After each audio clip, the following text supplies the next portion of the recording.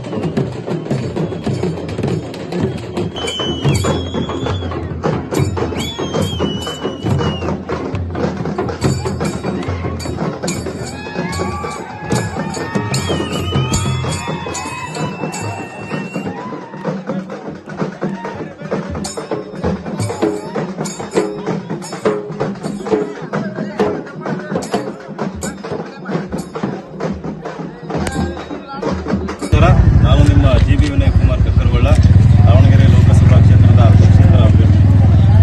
ನಿಮಗೆ ಗೊತ್ತಿರೋ ಹಾಗೆ ದಾವಣಗೆರೆ ಲೋಕಸಭಾ ಕ್ಷೇತ್ರದ ಪ್ರತಿಯೊಂದು ಹಳ್ಳಿನಲ್ಲೂ ಇವತ್ತು ಆ ಬಿಜೆಪಿ ಕ್ಯಾಂಡಿಡೇಟು ಬೇಡ, ಕಾಂಗ್ರೆಸ್ ಕ್ಯಾಂಡಿಡೇಟು ಬೇಡ, ಅವರಿಬ್ಬರ ಮಧ್ಯೆ ಜಗಳದಲ್ಲಿ ನಾವು ಜಿಬಿ ವಿನಯ್ ಕುಮಾರ್ನ ಗೆಲ್ಸೋಣ ಅಂತಂದು ಪ್ರತಿಯೊಬ್ಬರು ಸಂಕಲ್ಪ ಮಾಡಿದ್ದಾರೆ.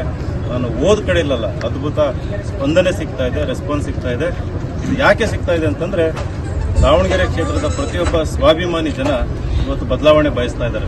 ಯಾರಿಗೂ ಕೂಡ ಒಂದು ಪ್ರಜಾಪ್ರಭುತ್ವದ ಅಡಿಯಲ್ಲಿ ಒಂದೇನು ಬಾಳೆಗಾರಿಕೆ ನಡೀತಾ ಇದೆ, ಅದರ ಅಡಿಯಲ್ಲಿ ಬದುಕೋದಕ್ಕೆ ಇಷ್ಟ ಆಗ್ತಾ ಇಲ್ಲ. ಹಾಗಾಗಿ ಈ ಸರಿ ಮೂರನೇ ಆಯ್ಕೆ ಜಿಬಿ ವಿನಯ್ ಕುಮಾರ್ನ ಗೆಲ್ಲಿಸಲೇಬೇಕು, ಈ ಹುಡುಗನ ಮೇಲೆ ಎತ್ತಲೇಬೇಕು ಅಂತ ಸಂಕಲ್ಪ ಮಾಡಿದ್ದಾರೆ. ಅದಕ್ಕೆ ನಾನು ಯಾವಾಗಲೂ ಚಿರಋಣಿಯಾಗಿರ್ತೀನಿ. ನೀವು ವಿಡಿಯೋ ನೋಡ್ತಾ ಇರೋರು ದಾವಣಗೆರೆ ಯಾವುದೇ ಮೂಲೆಯಲ್ಲಿರಲಿ, ನೀವು ಕೂಡ ಸಂಕಲ್ಪ ಮಾಡಿ ನಿಮ್ಮ ಕಡೆಯಿಂದ ನೀವು ಮತ ಹಾಕಿ, ನಿಮ್ಮ ಕಡೆಯಿಂದ ಎಷ್ಟು ಮತ ಹಾಕ್ಸೋದಕ್ಕಾಗುತ್ತೋ ಅದನ್ನ ನನ್ನ ಸಿಲಿಂಡರ್ ಗುರುತಿಗೆ ಮೇ 7ನೇ ತಾರೀಕು ಹೆಚ್ಚಿನ ಸಂಖ್ಯೆಯಲ್ಲಿ ಅದ್ಭುತ ಲೀಡ್ನೊಂದಿಗೆ ನಾನು ಗೆಲ್ಲಿಸಬೇಕು.